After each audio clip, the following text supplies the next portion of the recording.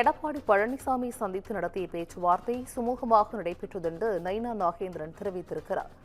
அதிமுக பொதுச் செயலாளர் எடப்பாடி பழனிசாமியுடன் பேச்சுவார்த்தை நடத்திய பிறகு அவர் செய்தியாளர்களை சந்தித்தார்.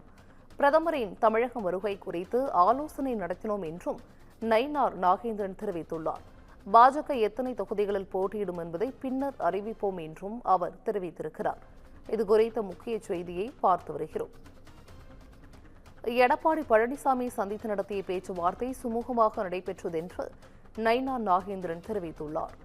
அதிமுக பொதுச் செயலாளர் எடப்பாடி பழனிசாமியுடன் பேச்சுவார்த்தை நடத்திய பிறகு அவர் பேட்டியளித்திருக்கிறார்.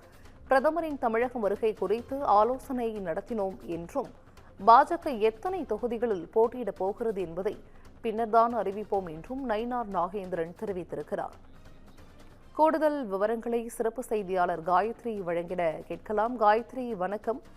எடப்பாடி பழனிசாமி சந்தித்து நடத்திய பேச்சுவார்த்தை சுமூகமாக நடைபெற்றது என்று நயினார் நாகேந்திரன் தரப்பில் தெரிவிக்கப்பட்டிருக்கிறது. இது குறித்த முழு விவரங்கள். நிச்சயமாக சிந்துஜா, அதிமுக பாஜக கூட்டணி பேச்சுவார்த்தையானது இன்றைய தினம் பசுமை வழிச்சாலையில் உள்ள எடப்பாடி பழனிசாமி இல்லத்தில் நடைபெற்றது. அதில் பாஜக சார்பில் மாநில தலைவர் நயினார் நாகேந்திரன், துணைத் தலைவர்கள் கே.பி. ராமலிங்கம், ஜெயபிரகாஷ் உள்ளிட்டோர் பங்கேற்றனர். இந்த பேச்சுவார்த்தை என்பது குறிப்பாக சட்டமன்ற தேர்தலுக்கு ஓரிரு மாதங்களே உள்ள நிலையில் தொகுதி பங்கீடு தொடர்பாக இந்த பேச்சுவார்த்தையானது நடைபெறும் என்று தெரிவிக்கப்பட்டிருந்தது. அதன் அடிப்படையில் இன்றைய தினம் இபிஎஸ் நயினார் நாகேந்திரன் சந்தித்து பேச்சுவார்த்தை நடத்தியிருந்தார்.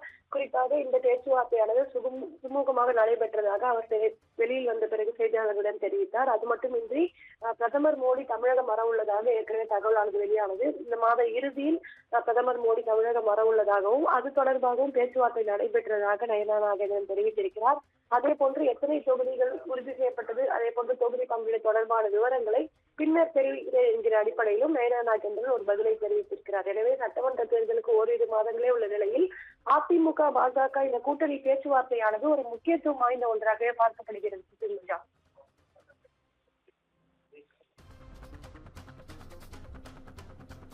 நன்றி காயத்ரி, விவரங்களை வழங்கியமைக்கு நன்றி.